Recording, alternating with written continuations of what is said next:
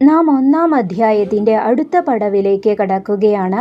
25-ാം ശ്ലോകം വരെ പുരാണത്തിൻ്റെ പൊതുവായ ഘടനയെയും മാഹാത്മ്യത്തെയും കുറിച്ചാണ് നാം പഠിച്ചത്. ഇനി 26-ാം ശ്ലോകത്തിൽ സൂത പൗരാണികൻ സൃഷ്ടിയുടെ ആരംഭത്തിൽ ഭഗവാൻ കൃഷ്ണൻ തൻ്റെ ധാമമായ ഗോലോകത്തിൽ എങ്ങനെ സ്ഥിതി ചെയ്യുന്നു എന്ന് വിവരിക്കാൻ തുടങ്ങുന്നു. 26-ാം ശ്ലോകം ഗോലോക വർണ്ണന. പ്രപഞ്ച സൃഷ്ടിക്ക് മുൻപുള്ള ഭഗവാന്റെ പരമമായ സ്ഥാനത്തെക്കുറിച്ചാണ് ഈ ശ്ലോകം സംസാരിക്കുന്നത്. നമുക്ക് ശ്ലോകത്തിലേക്ക് കടക്കാം.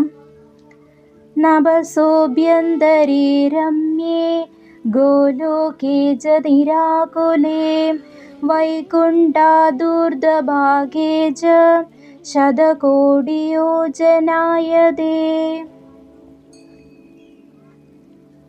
പദാനുപദ അർത്ഥം: നഭസഹ ആകാശത്തിൻ്റെ ശൂന്യതയുടെ, ആഭ്യന്തരേ ഉള്ളിൽ മധ്യത്തിൽ, രമ്യേ മനോഹരമായ, ഗോലോകേ ഗോലോകത്തിൽ, നിരാകുലേ ശാന്തമായ ക്ഷോഭങ്ങളില്ലാത്ത, വൈകുണ്ഠാത് വൈകുണ്ഠത്തിന്, ഊർധ്വഭാഗേ മുകളിൽ ഉയർന്ന ഭാഗത്ത്, ശതകോടി യോജനായതേ 100 കോടി യോജന വിസ്താരമുള്ള വിസ്തൃതമായ. ശ്ലോകത്തിൻ്റെ സാരാംശം: ആകാശത്തിൻ്റെ മധ്യത്തിൽ വൈകുണ്ഠത്തിനും മുകളിലായി 100 കോടി യോജന വിസ്തൃതിയിൽ വ്യാപിച്ചു കിടക്കുന്ന മനോഹരവും ശാന്തവുമായ ഗോലോകം എന്നൊരു ധാമമുണ്ട്. ഗഹനമായ വിശദീകരണവും തത്വചിന്തയും. ഈ ശ്ലോകം ഭാരതീയ പ്രപഞ്ചശാസ്ത്രത്തിലെ കോസ്മോളജി ഏറ്റവും ഉയർന്ന തലത്തെയാണ് വിവരിക്കുന്നത്. ഗോലോകം, ദ എറ്റേണൽ എബോർഡ്. ബ്രഹ്മവൈവർത്ത പുരാണ പ്രകാരം പ്രപഞ്ചത്തിൻ്റെ ഏറ്റവും ഉന്നതമായ കേന്ദ്രം ഗോലോകമാണ്. ഭൗതികമായ ആകാശത്തിനുമപ്പുറം സ്ഥിതി ചെയ്യുന്ന ചിന്മയമായ സ്പിരിച്വൽ ലോകമാണിത്.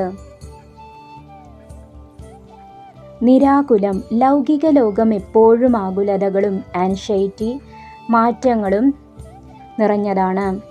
എന്നാൽ ഗോലോകം നിരാകുലമാണ്. അവിടെ മാറ്റങ്ങളോ ദുഃഖങ്ങളോ ഇല്ല, ശാശ്വതമായ ശാന്തി മാത്രം. വൈകുണ്ഠാദൂർധ്വഭാഗേ. വിഷ്ണു ഭഗവാൻ വസിക്കുന്ന വൈകുണ്ഠത്തെക്കാളും മുകളിലാണ് ഗോലോകത്തിൻ്റെ സ്ഥാനം എന്ന് ഈ പുരാണം വിശ്വസിക്കുന്നു. ഇത് ഭഗവാൻ കൃഷ്ണനോടുള്ള അത്യുക്തിപരമായ ഭക്തിയെ, സുപ്രീം ഡിവോഷനെ കാണിക്കുന്നു. ഗുരുനാഥൻ്റെ ഉപദേശം. വത്സ, ഈ ശ്ലോകം നമ്മെ പഠിപ്പിക്കുന്നത് ലക്ഷ്യബോധത്തെക്കുറിച്ചാണ്. നമ്മുടെ ജീവിതത്തിലെ ആകുലതകൾക്ക് മുകളിൽ നിരാകുലമായ ഒരു അവസ്ഥയുണ്ട്. ആ അവസ്ഥയെയാണ് നാം ഗോലോകം എന്ന് വിളിക്കുന്നത്.